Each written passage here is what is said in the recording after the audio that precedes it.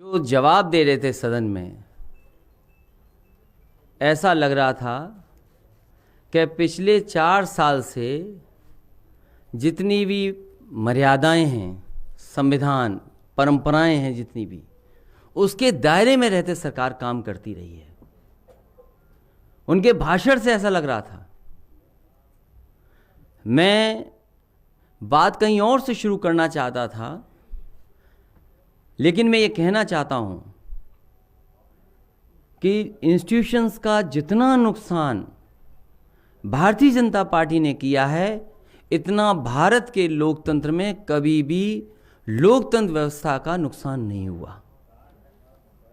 और आपने देखा है कि भारतीय जनता पार्टी की उत्तर प्रदेश की सरकार दिल्ली की सरकार की नकल करती है। अगर दिल्ली की सरकार ने राज्यसभा में 3 कानून, जिनके बारे में समाजवादी पार्टी ने कहा था कि डेथ वारंट हैं, अपना बहुमत नहीं था उनका, और बहुमत को ताक पर रख करके पूरे देश और दुनिया ने देखा था कि किस तरीके से राज्यसभा में भारतीय जनता पार्टी ने उन कानूनों को पास करा लिया। और वही सीख करके भारतीय जनता पार्टी पूरे प्रदेश की जनता का अपमान कर रही है। जो बड़ा हाउस है, अपर हाउस है, पिछली बार भी जब सत्र बैठा था, किसी की परवाह नहीं की सरकार ने, बहुमत की परवाह नहीं की, और सदन में मनमानी कर करके बहुमत के खिलाफ सभी के सभी बिल पास करा लिए थे।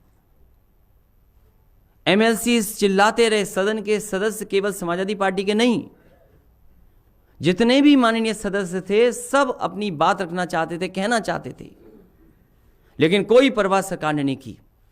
उस समय के सभापति ने पूरा का पूरा सदन में जो मनचाहा करना चाहते थे, बहुमत को दबा करके उन्होंने पास कराए बिल।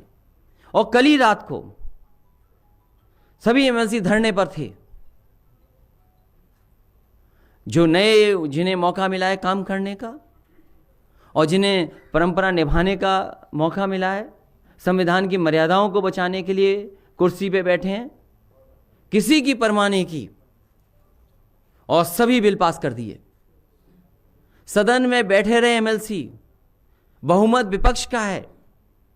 ये सरकार बहुमत को दबाना चाहती है, और दबाना नहीं चाहती, उत्तर प्रदेश की जनता का अपमान कर रही है। उत्तर प्रदेश की जनता जो देख रही है कि लोकतंत्र व्यवस्था में हमें अधिकार जिन्हें दिए गए हैं, हमारे, जो हमारी बात रख सकते हैं सदन में, उनका बिना सुने पूरे के पूरे बिल पास करा दिए। ये बात कर रहे हैं परंपराओं की। और पता नहीं पूरे के पूरे भाषण में जैसे दिल्ली भूल गई $5 ट्रिलियन इकोनॉमी की बात, बढ़ चढ़ करके कहा कि दिल्ली सरकार ऐसा काम करेगी, ऐसे फैसले लेगी जिससे कि देश की $5 ट्रिलियन इकोनॉमी हो जाएगी। और वहीं उनको नकल करते हुए उत्तर प्रदेश की सरकार ने भी, भारतीय जनता पार्टी ने कहा कि उत्तर प्रदेश में आने वाले समय में हम $1 ट्रिलियन की इकोनॉमी कर देंगे। राज्यपाल महोदय जी का उनका अभिभाषण पे, धन्यवाद प्रस्ताव पे किसी ने $1 ट्रिलियन की बात की हो तो बता दें हमें। उसी तरह दिल्ली ने अगर $5 ट्रिलियन की इकोनॉमी की बात की हो तो बता दें। भारतीय जनता पार्टी कहती है कि हम सस्टेनेबल गोल्स को अचीव करना चाहते हैं। उसके लिए कई घंटों रात भर जग करके भाषण दिए गए, सुना गया।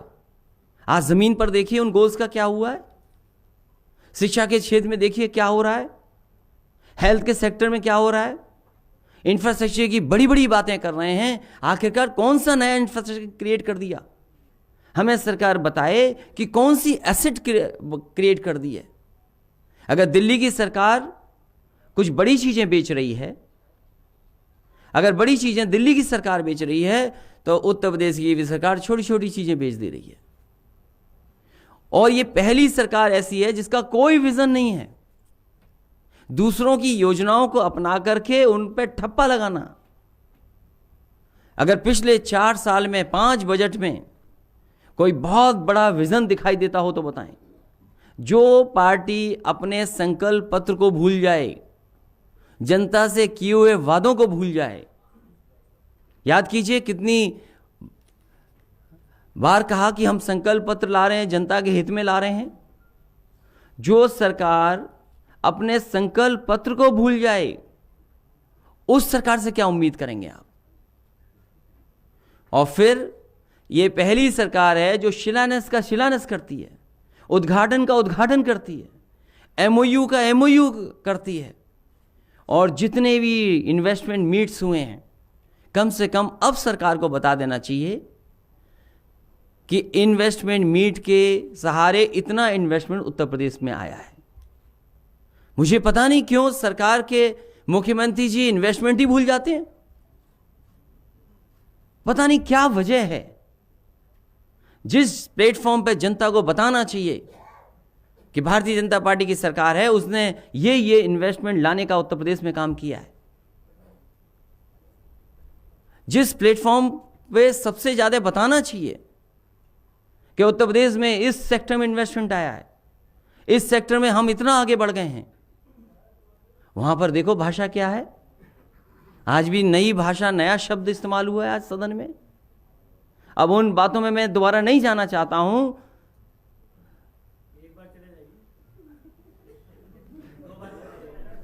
कि जिस तरीके से मुख्यमंत्री जी की भाषा, और क्या भाषा है उनकी, आज भी कुछ बहुत अच्छा कहा उन्होंने।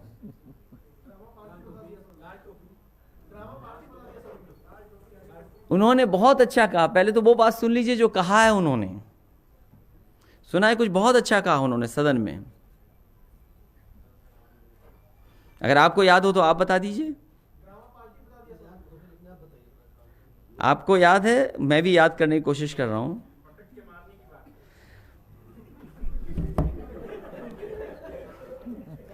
अच्छा हुआ कि मेरा मैसेज खुलने से पहले आपने बता दिया। बताओ, कोई मुख्यमंत्री सदन में जो परंपराओं की बात कर रहे हो, संस्कारों की बात कर रहे हो, और फिर कह रहे हो कि हमारे आप में कटुता नहीं होनी चाहिए सदस्यों के बीच में, हमें एक दूसरे को अपना बताना चाहिए सदन में, वो क्या कह रहे हैं? पटक के मारना चाहिए। बताओ, आप सोचिए। और आप तो जाना मत, टाई पहने हो, टोपी वालों से तो वैसे ही नाराज है, टाई वालों को पता नहीं क्या करेंगे। और नहीं मानते, जरा पूछ लो। इसलिए सोचिए, एक सरकार के सबसे बड़े मुखिया की भाषा क्या है। और फिर इंफ्रास्ट्रक्चर में सबसे बड़ा प्रोजेक्ट है आपके एक्सप्रेसवेज की। मैं सरकार से जानना चाहता हूं, क्या एक्सप्रेसवेज उनके दिए गए हैं? क्या उन्होंने अपने संकल्प पत्र में एक्सप्रेसवे लिखा था? बिजली के सेक्टर में कितना ट्रांसमिशन लाइंस बिछी हैं, कितना डिस्ट्रीब्यूशन पे काम हुआ है, कितना जनरेशन में काम हुआ है। और कम से कम सरकार ये बताए कि उत्तर प्रदेश में जो समाजवादी सरकार में थर्मल प्लांट 660 सुपर क्रिटिकल लगातार लग रहे थे, वो कितने पूरे हो गए हैं। समाजवादी सरकार में हरदोगंज में 660 सुपर क्रिटिकल प्लांट लग रहा था, आपके एटा में 3x660 सुपर क्रिटिकल प्लांट लग रहा था थर्मल बेस, आपका ललितपुर में लगा, आपके इलाहाबाद में लगा, आपका अम्बेडकर नगर में लगा। मैं आपसे जानना चाहता हूं कि क्या वजह है कि मुख्यमंत्री जी के मुंह से पटकना, ठोकना, ये सब तो आता है, लेकिन कभी थर्मल 660 सुपर क्रिटिकल प्लांट की बात क्यों नहीं आती है? और फिर एक यूनिट बिजली नहीं बनाई, और बिजली कितनी महंगी कर दी। इसी तरह हेल्थ सेक्टर में कहते हैं कि हमने इतने मेडिकल कॉलेज बना दिए। कौन सा मेडिकल कॉलेज बनाई? ये पुरानी योजनाओं को ही आगे बढ़ा रहे हैं। तो हेल्थ सेक्टर में जितने लोगों को अपमानित होना पड़ा, गरीब गया तो इसको इलाज नहीं मिला, अगर इलाज के लिए गया तो उसको दवाइयों का इंतजाम नहीं हो पाया। और फिर कह रहे हैं कोविड में तो न जाने कितने बड़े झंडे गाड़ दिए इन्होंने। याद कीजिए वो कोविड का समय, जिस समय लोगों को सबसे ज्यादा जरूरत थी, जब सबसे ज्यादा मजदूरों को जरूरत थी, क्या मजदूरों की मदद की थी सरकार ने? जब खाने की सबसे ज्यादा जरूरत थी, उस समय एक भी मजदूर की सरकार ने मदद नहीं की। मुझे खुशी है इस बात की कि जनता के बीच से जो अच्छा काम कर रहे लोग, तमाम एनजीओ, तमाम पॉलिटिकल लोग, तमाम अपने आप जो लोग थे, उन्होंने पानी पिलाया, खाना पिलाया, जो सुविधा दे सकते थे वो सुविधा दी है। और सरकार आज भी जिक्र इस बात का नहीं कर रही है। बसों का तो बहुत याद है सरकार को, लेकिन क्या सरकार को यह याद है कि कितने मजदूरों लोगों की जान चली गई? क्या दिल्ली की सरकार बता पाएगी कि कितने मजदूरों की जान गई है देश में? और उत्तर प्रदेश में 90 से ज्यादा मजदूरों की जान चली गई। 90 मजदूर गए हैं जिनकी जान गई है, चलते चलते वो अपने घर नहीं पहुंच पाए। उन बेचारे लोगों के परिवार के ऊपर क्या गुजरा होगा? क्या मुख्यमंत्री जी ने एक बार भी कहा हो, सरकार ने एक बार भी दुख जताया हो? क्या एक बार भी सरकार ने यह कहा सदन में कि हमें दुख है इस बात का कि हम मजदूरों को सही इंतजाम नहीं कर पाए, और वो लोग अगर घर गए तो घर भी नहीं पहुंच पाए, उससे पहले उनकी जान चली गई। उन 90 के 90 परिवारों की अगर किसी ने मदद की है तो समाजवादी पार्टी ने अपने खजाने से, अपनी पार्टी के लोगों से सहयोग लेकर के 1-1 लाख रुपए की मदद की है। क्या दुख की कल्पना कर सकते हैं आप, क्या गुजरा होगा एक के साथ? एक ने जिसने ऑटो लिया, लोन लेकर के उसने बैंक से ऑटो ले लिया, लेकिन लॉकडाउन लग गया, वो कारोबार नहीं कर पाया, पैसा जमा किस्त के नहीं दे पा रहा था, घर किराए पे तो नहीं दे पा रहा था। उसने ये फैसला लिया कि मुंबई से वो वापस पहुंच जाएगा अपने घर, जौनपुर पहुंच जाएगा। जब वो अपने परिवार को लेकर के चला तो रास्ते में जौनपुर पहुंचने से पहले एक्सीडेंट हो गया। उसके परिवार के पत्नी का देहांत हो गया उस एक्सीडेंट में, बच्चे का देहांत हो गया। अगर सरकार ने मदद की हो तो बता दे। अगर किसी ने उस परिवार की मदद की थी तो हमारी समाजवादी पार्टी अब्बू आसिम आजमी ने मुंबई में उस परिवार को बुला करके 2 लाख रुपए से मदद करने का काम किया था। इसी तरह एक मां गर्भवती महाराष्ट्र से चली, पैदल पैदल चलते आई और ललितपुर में बैठ गई जाकर के, और गर्भवती मां, बच्ची पैदा हुई, 2 घंटे इंतजार किया उसने, कोई मदद होगी उसकी। सरकार ने कोई इंतजाम नहीं किया। उसके बाद वो बच्ची के साथ वो अपने गांव पहुंच गई ललितपुर। वो दलित परिवार की मां थी। अगर किसी ने मदद की तो समाजवादी पार्टी के लोग उसके घर गए और उसकी मदद कर करके आए। बताओ ये बातें कहीं क्या सरकार ने? और न जाने कितने लोग परेशान हुए इलाज में, बीमारी में। क्वारंटीन सेंटर में सांप आया, डस गया एक चौहान परिवार के नौजवान को, जान चली गई उसकी। इन्हें बहुत कुछ याद है, सब चीजें गिना रहे हैं। ये चेसिस नंबर है, ये नंबर रजिस्ट्रेशन है, ये गाड़ी है। क्या इनको मां याद नहीं आ रही? क्या वो मजदूर याद नहीं आ रहे? आखिरकार सवाल क्या है? और इसी तरीके से उत्तर प्रदेश में हत्याओं का सिलसिला, फर्जी इनकाउंटर, लोगों को डरा करके राजनीति कर रहे हैं। ये डरा करके राजनीति करने वाले इसलिए राजनीति कर रहे हैं डरा करके, क्योंकि वो खुद डरे हुए हैं। वो जानते हैं कि जनता इस बारे में हटा देगी। ये जो तीनों कानून हैं उसकी खिलाफत समाजवादी पार्टी ने की है, पूरे किसान उसकी खिलाफत कर रहे हैं। मैं जानना चाहता हूं कि किसान की सुविधा के लिए बजट में क्या इंतजाम किया? कहते हैं कि 1 लाख करोड़, दिल्ली वाले कहते हैं कि 1 लाख करोड़ हमने दिया है मंडियों के इंफ्रास्ट्रक्चर को बेहतर करने के लिए। मैं उत्तर प्रदेश की सरकार से जानना चाहता हूं कि जो उत्तर प्रदेश में मंडियां बनी हैं उस इंफ्रास्ट्रक्चर को बेटर करने के लिए क्या इंतजाम किया आपने? मंडियों को कितना बेहतर किया है? मंडी कैसे बेहतर होंगी? और मैं जानना चाहता हूं कि किसान को आखिरकार एमएसपी कहां मिलेगी? वो स्थान बताएं जहां पर एमएसपी मिलेगी। मैंने तो सदन में कहा था कि देश के सबसे ऊंची कुर्सी पर बैठने वाले लोगों के क्षेत्रों में एमएसपी नहीं मिला है। और जो इतने लंबी लंबी बातें कर रहे हैं मुख्यमंत्री जी, पता कर करके आए। गोरखपुर, महाराजगंज, कुशीनगर, देवरिया और आसपास के किसी जिले में किसी भी किसान को एमएसपी धान की नहीं मिली है। गन्ने का आज भी बकाया है पूरे उत्तर प्रदेश में। किसानों का गन्ने का बकाया है आज। उनके पड़ोसी जिलों में 100-100 करोड़ बकाया है गन्ने का। उत्तर प्रदेश में जितने किसान हैं गन्ने पैदा करने वाले, गन्ना अभी भी उनका बकाया है। बताओ क्या इंतजाम किया उनको पैसा देने के लिए किसान का? कोई इंतजाम नहीं। इसलिए जो बजट बना है, कम से कम बजट में ये तो बता देते कि स्मार्ट सिटी कौन सा बनाया है, कहां बना है स्मार्ट सिटी। कोई स्मार्ट सिटी बना हो तो बता दें हमें। जो मेडिकल कॉलेज हैं, इस कॉलेजों का बजट कम हो गया, जो इंतजाम होना था वो कम कर दिया। अगर बजट मेडिकल कॉलेज का नहीं होगा तो बनेगा कैसे मेडिकल कॉलेज? स्वास्थ्य सेवाएं कैसे बेहतर होंगी अगर मेडिकल कॉलेज नहीं बनेंगे? और नया कि हमने वेंटिलेटर्स दे दिए बहुत सारे, 2 लाख आइसोलेशन बेड बनाए थे।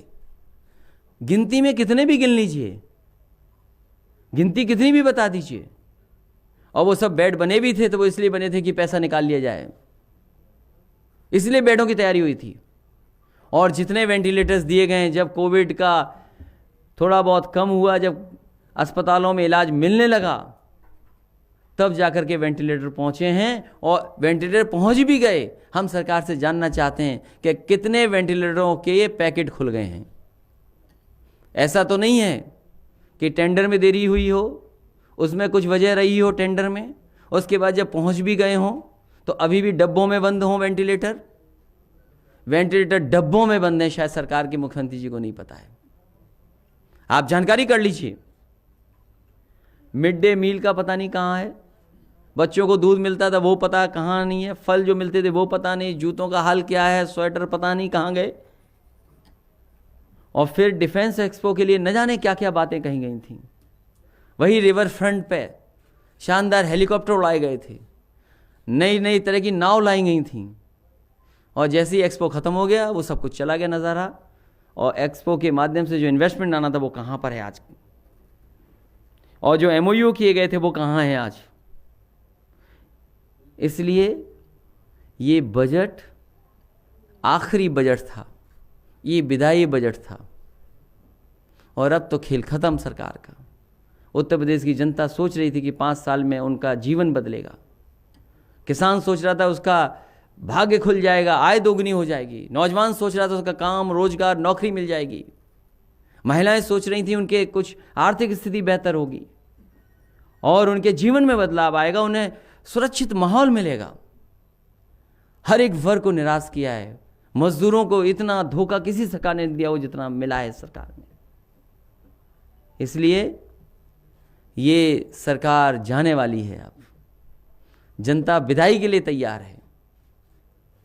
और अगर एक एक सेक्टर की बात करें तो कोई नया काम नहीं दिखाई देता। सरकार का अपना कोई विजन नहीं है। पुरानी योजनाओं को आगे बढ़ाने की ही योजना है इन सरकार के पास, और कोई नई योजना नहीं है।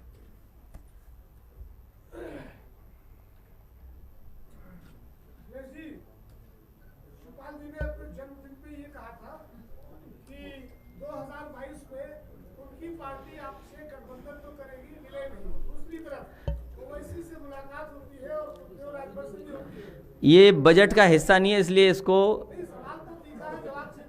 नहीं, ये बजट का हिस्सा नहीं है। बात बजट की है। पहले बजट पे अगर आप पूछ लें कि आपके हाथ में मोबाइल है, इस उत्तर प्रदेश के नौजवानों के हाथ में लैपटॉप मिलना था कि नहीं मिला। सवाल तो ये है कि उत्तर प्रदेश के भारतीय जनता पार्टी के लोगों ने अपने संकल्प पत्र में लिखा था कि लैपटॉप देंगे, डेटा देंगे। आखिरकार लैपटॉप और डेटा कहाँ है? उन्होंने कहा था हम किसानों के लिए एक राशि तय करेंगे और उनके लिए फिक्स्ड अमाउंट तैयार रखेंगे। एक किसान निधि बनाई जाएगी न जाने कितने 1000 करोड़ की। वो आखिरकार निधि कहाँ है? और मंडियों को बेहतर करने के लिए क्या कोई इंतजाम किया सरकार ने कि नहीं किया? कोई दिन नहीं बचता है जिस दिन उत्तर प्रदेश में कोई न कोई किसान आर्थिक तंगी के कारण आत्महत्या जान न दे रहा हो। महोबा, झांसी, बांदा, ललितपुर और कई हिस्सों में ऐसी खबरें उत्तर प्रदेश में लगातार आ रही हैं। ये आखिरकार सरकार बताए कि किसानों की आर्थिक स्थिति को बेहतर करने के लिए उन्होंने पिछले 5 बजटों में क्या इंतजाम किया था।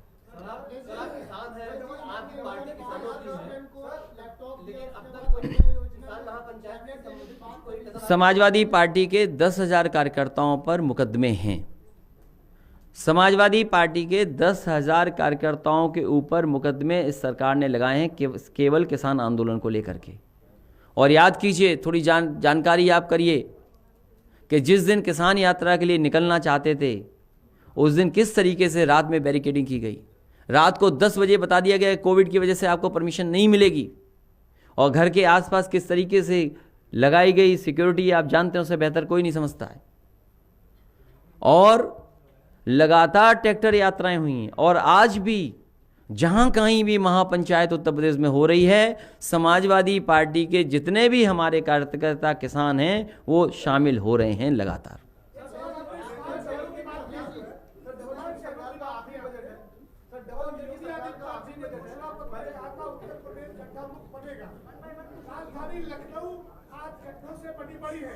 जो बजट आया है उस बजट में ऐसा नहीं किया गया, तो आपका विरोध सदन में इस पर क्यों नहीं हुआ गड्ढा मुक्त प्रदेश में?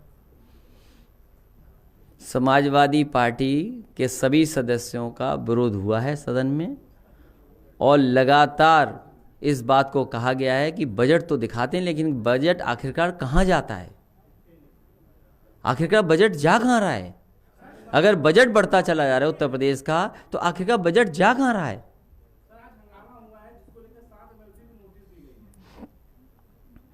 इसीलिए मैंने कहा कि भारतीय जनता पार्टी संविधान और जो सदन की परंपराएं हैं उनको किसी को नहीं मानती, और उत्तर प्रदेश की जो जनता ने, या जो सदन है जनता का, अपर हाउस जिसे हम बोलते हैं, चुनकर के लोग जाते हैं,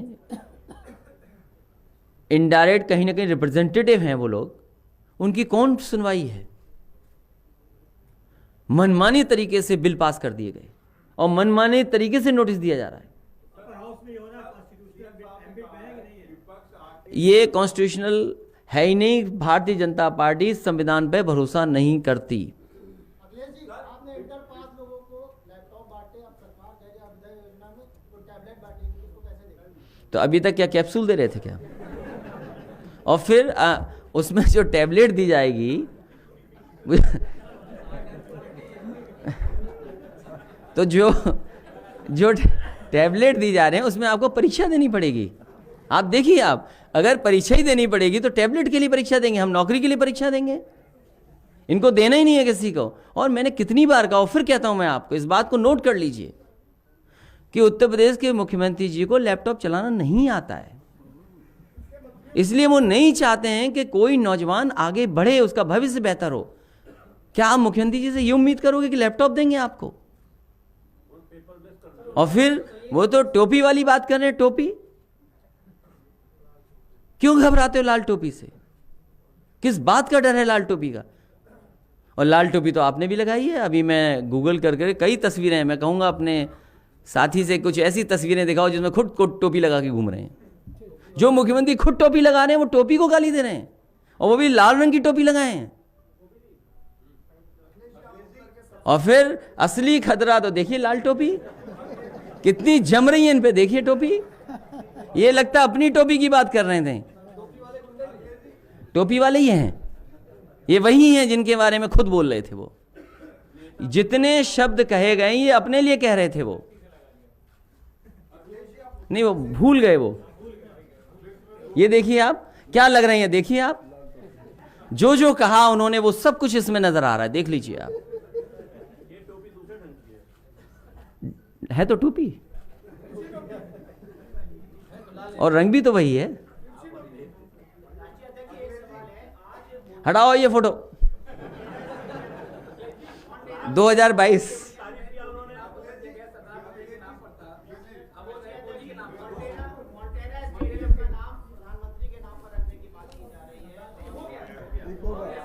देखिए उतनी दूर मत जाइए, आप अपने स्टेडियम की चिंता करिए।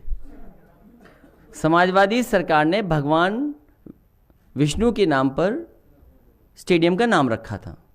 हमें कोई आपत्ति नहीं है कि आप अपने नेता के नाम पर रखें, लेकिन भगवान से आगे नाम नहीं हो सकता। भगवान से आगे किसी का नेता का नाम नहीं हो सकता। ये भारतीय जनता पार्टी बताए कि आखिरकार ऐसी गलती क्यों कर रही है भारतीय जनता पार्टी। और हम तो कहते हैं हट जाओ सरकार से, 9 महीने में नया स्टेडियम बन जाएगा। ये कम से कम बनाना चाहे तो 9 महीने में बन जाएगा, और अब इतना ही समय इनके पास। ये तो दूसरों का काम अपना काम बताने में लगे हुए हैं। क्या आप नहीं देखते कि जहां तक लखनऊ में मेट्रो जाती थी समाजवादी सरकार में, वहीं से वापस आ जाती है, आगे नहीं बढ़ा पाए। और अपने जिले में गोरखपुर में क्या मेट्रो बना लेंगे? क्या मामूली से पैसे से मेट्रो बन जाएगी?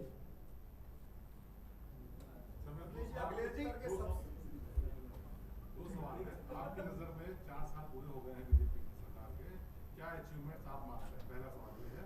दूसरा ये है कि बुंदेलखंड में हजारों किसान ऐसे हैं जिनसे किस्तें काटी जा रही हैं किसान क्रेडिट कार्ड के नाम पर, लेकिन उनको मुआवजा नहीं दिया जा रहा है और सालों से वो भटक रहे हैं। भारतीय जनता पार्टी का अचीवमेंट यही है कि जनता दोबारा इनको चुन करके नहीं भेजेगी।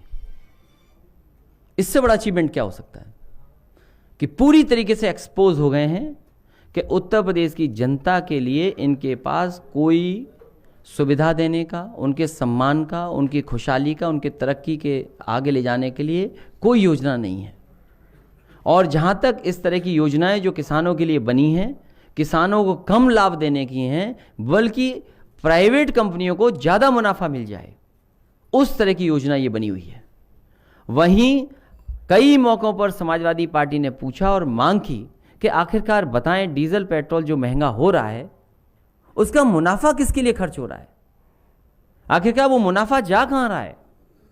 और जब आमदनी कम हो रही हो, आमदनी कम हो रही है, इंटरेस्ट कम हो रहा है, तो भविष्य कैसे बेहतर बनेगा?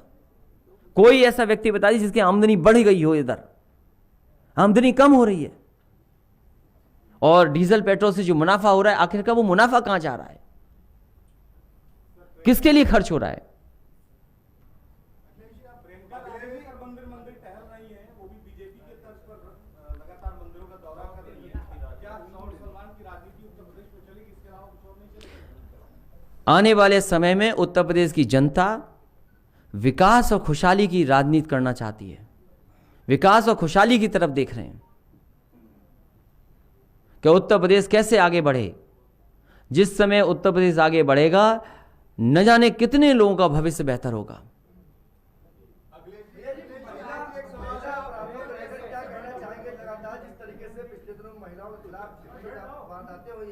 और गोंडा जिले में कल ही एक छात्रा के साथ सामूहिक दुष्कर्म की वारदात हुई, क्या कहेंगे?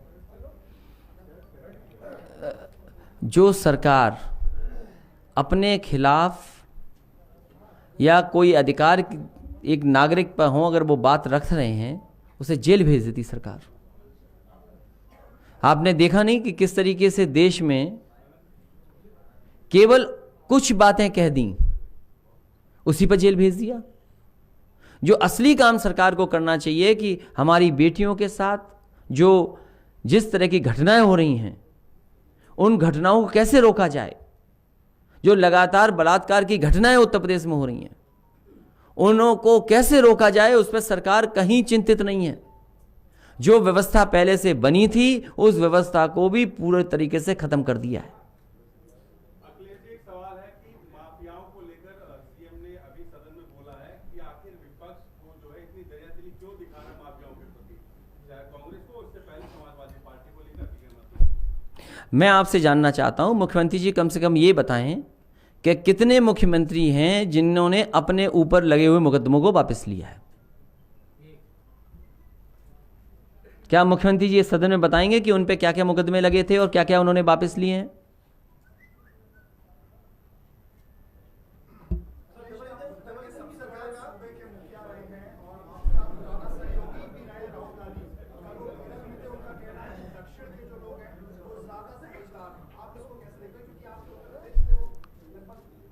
उन बातों में मैं नहीं जाना चाहता हूं। आप पूछिए सरकार से कि उत्तर प्रदेश की सरकार $1 ट्रिलियन इकोनॉमी बनाना चाहती थी, उसके लिए क्या कदम उठाएं, क्या फैसले लिए हैं।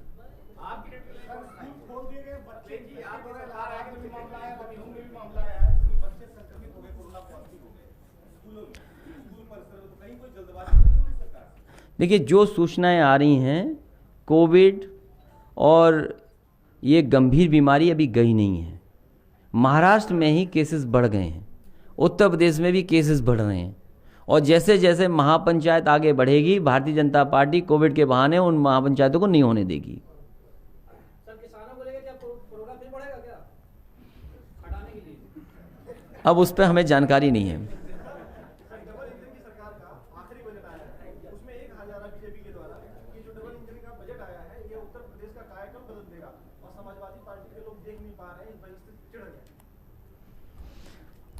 किसी को ये बजट समझ में नहीं आया, और जो बजट है वो केवल आंकड़े हैं, सच्चाई नहीं है।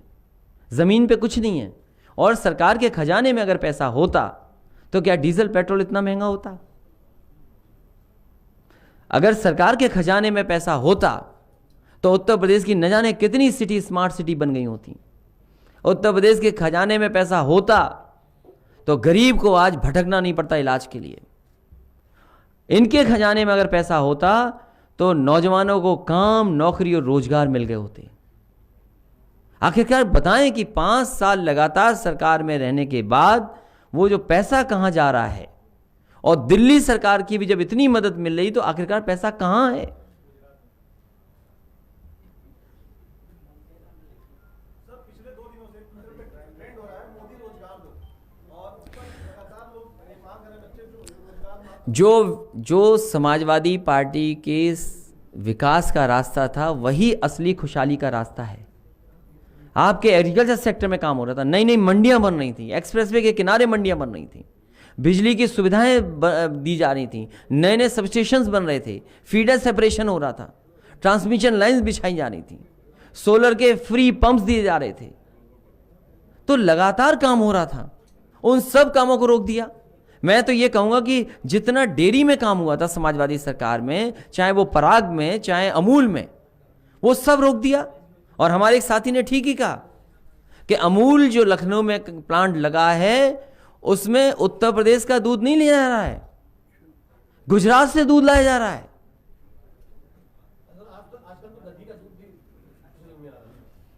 वो बहुत पुरानी बात है कि अगर आपको उसकी चॉकलेट चाहिए हो तो गुजरात के एड्रेस पे पत्र लिख दीजिए, गुजरात से आपको चॉकलेट आ जाएंगी।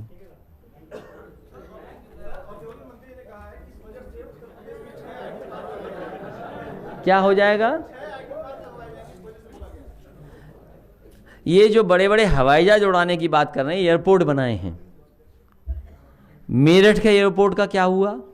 मुरादाबाद के एयरपोर्ट का क्या हुआ? रसूलाबाद के एयरपोर्ट का क्या हुआ? आपके बांदा के एयरपोर्ट का क्या हुआ? आजमगढ़ का एयरपोर्ट इसलिए नहीं चलाया जा रहा है कि हम वहां उतर ना जाएं। तो जितने एयरपोर्ट या रनवे स्ट्रेस बनी थी, आज भी 4 साल का और 5 बजट पूरे जा चुके हैं, कहीं हवाई पट्टी नया एयरपोर्ट नहीं बना पाई। और जो कुशीनगर में बना भी है, जिसकी इंटरनेशनल परमिशन दिया भी है, जो अभी परमिशन मिली भी है, वो भी समाजवादी सरकार में बनाया गया हुआ एयरपोर्ट है। मैं ये जानना चाहता हूं इन्होंने कौन सा अपनी सरकार में एयरपोर्ट बना करके तैयार कर दिया है।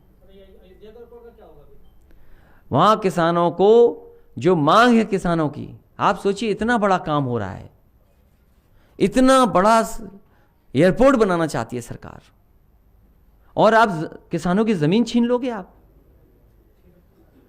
समाजवादी पार्टी ने और उन किसानों से कहा है, और किसानों के पक्ष में समाजवादी पार्टी है, किसान चाहते हैं कि उन्हें मुआवजा मिलना चाहिए सही 4 गुना, और रेट बढ़ा करके, सब्सिडी रेट बढ़ा करके। आप सब्सिडी रेट नहीं बढ़ा रहे हैं। आप किस बात की कमी है? पैसा आपके पास कहां नहीं है? आपके पास हजारों करोड़ रुपया पड़ा हुआ है, लेकिन आप किसान की मदद नहीं करना चाहते हो। मैंने उन किसानों को भरोसा दिलाया है कि विकास के खिलाफ समाजवादी पार्टी नहीं हो सकती है। सरकार बनेगी तो उन्हीं किसानों को सब्सिडी रेट बढ़ा करके 6 गुना मुआवजा दिया जाएगा, क्योंकि वो सबसे बड़े काम के लिए अपनी जमीन दे रहे हैं। आप किसान की जमीन छीन रहे हो, सस्ते में लेना चाहते हो, और उसके सारे जो बनाना चाहते हो उसके सारे राजनीति करना चाहते हैं आप। तो आप किसान की मदद क्यों नहीं कर रहे हैं? आप किसान वहां के कहीं विकास के खिलाफ नहीं है। और फिर ये एक्सप्रेसवे कब बन जाएगा, समाजवादी पूर्वांचल एक्सप्रेसवे? मैं आपके सामने कहना चाहता हूं, दिल्ली की सरकार इनकी है, यूपी की सरकार इनकी है। जिस गांव तक ये एक्सप्रेसवे छूटा है वहां से आगे जोड़ने के लिए जो NHAI की सड़क बनकर के आ रही है, ज्यादा से ज्यादा 10 या 12 या 15 किलोमीटर की सड़क बनानी है। सोचिए 4 साल में अभी तक उस एक्सप्रेसवे को आगे जोड़ने के लिए जमीन नहीं ली गई है। क्या आप इनसे कल्पना करेंगे? आप जानकारी करिए इस बात की। और वो इसलिए समाजवादी पार्टी में अलाइनमेंट नहीं जोड़ा था, क्योंकि अगर हम उसके करीब ले जाते तो हमें NHAI से NOC नहीं मिलती, क्योंकि NHAI दिल्ली की सरकार, भारतीय जनता पार्टी की सरकार रहती। इसलिए हमें एक्सप्रेसवे बनाना था, इसलिए हमने NHAI से परमिशन नहीं ली, NOC नहीं लिया। और आज भी सरकार को जानकारी नहीं है, क्योंकि मुख्यमंत्री जी को पता ही नहीं है कि उन्होंने अलाइनमेंट ही नहीं बनाया, वो जानते ही नहीं है। अगर वो जानते होते तो शायद ये काम पूरा कर लेते, क्योंकि दोनों सरकारें उनकी हैं, तो वो हाईवे आगे जुड़ जाएगा। आने वाले समय में गाजीपुर हाजीपुर जो बन रहा है NHAI का एक्सप्रेस वे, वो 4 लेन हाईवे, तो उससे जुड़ जाएगा। और कह रहे हैं कि हम चालू कर देंगे, तो जाकर के हाईवे कहां चला जाएगा। और सोचिए कितने सालों से बन रहा है आपका लखनऊ की कौन सी रोड, कितने सालों से बन रही है, बन ही रहा है वो बस।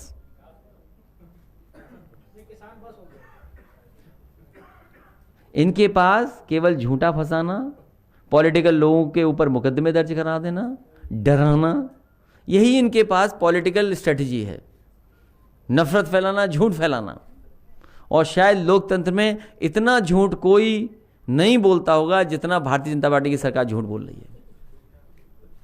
खड़े होते ही झूठ बोल देते हैं ये लोग।